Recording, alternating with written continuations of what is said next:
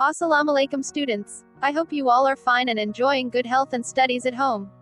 This is your grade 7 English language comprehension book video lecture number 5.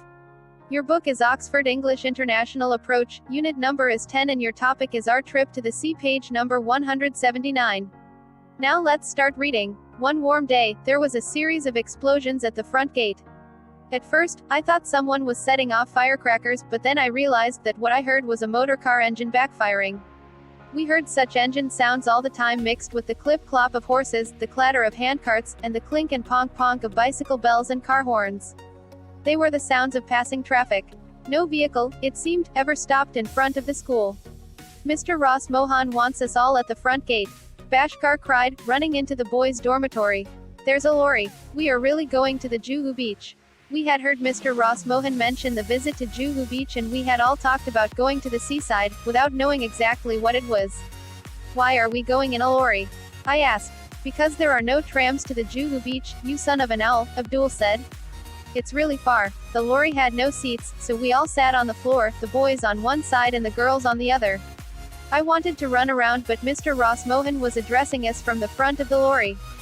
Boys and girls, this is our first annual holiday at Juhu Beach, he said. Juhu Beach is on the Arabian Sea, and we have a day's holiday. I want you to stay in your places, because the ride is bumpy. To help us pass the time, Ms. Mary led us in a new song. It really only had one line, John Brown's Bottle number 101. Each time we sang it, we would sing out one number less than the time before.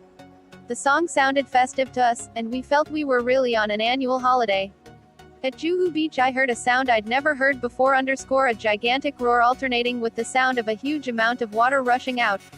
I wanted to run towards the sound and touch it, and to feel what it was really like, but the sighted master herded us boys into the boys' shack. He gave us each a pair of bathing trunks and we got into them. Now you can do what you like, the sighted master said. But don't go beyond the rope in the water. I hesitated for a moment, wondering how, amid the roar and the rush, I would hear the sighted master ringing the bell on the other side of the rope.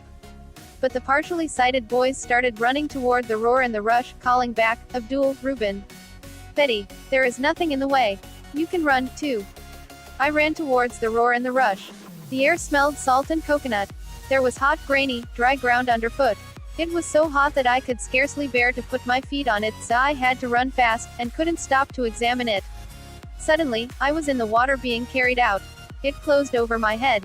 I forgot everything. I felt I'd never been so happy. A jolt opened my mouth.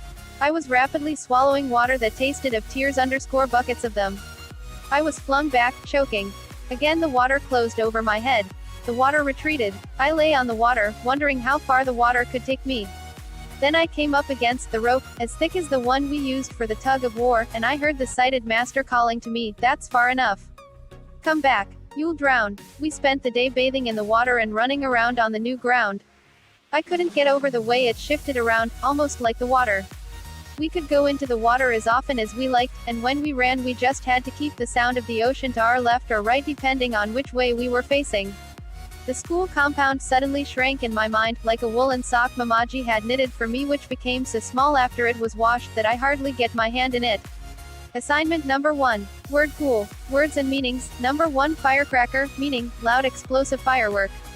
Number 2 Backfire, meaning, explosion in cylinder of vehicle. Number 3 Lorry, meaning, a large heavy motor vehicle. Number 4 Annual, meaning, yearly. Number 5 To alternate, meaning, to change turns. Number 6 Shack, meaning, log cabin. Number 7 To hesitate, meaning, pause in decision. Number 8 To flinch, meaning, toss with force. Number 9 To retreat, meaning, withdraw or drawback. Number 10 Bathe, meaning, swim or take a dip. Number 11 School compound, meaning, building of a school. Number 12 To shrink, meaning, become smaller. Assignment number 2. Answer the following questions in your notebooks. Question number 1. In the first paragraph Betty heard the sound of backfiring. Why was this sound different from all the traffic sounds he usually heard? Question number 2. How do you think the children were feeling in the lorry? How did they pass the time? Question number 3. How did the sighted master prevent the children from going too far out in the sea? Question number 4. How did Betty respond to the new experience of sand and sea? Question number 5. How did Bhatti's thoughts about the school change when he was in water? Complete your assignments as they would be checked by your teacher when you come back to school after summer vacations. Students, your syllabus is finished. Next time you will get worksheets for revision which you'll do in your notebooks.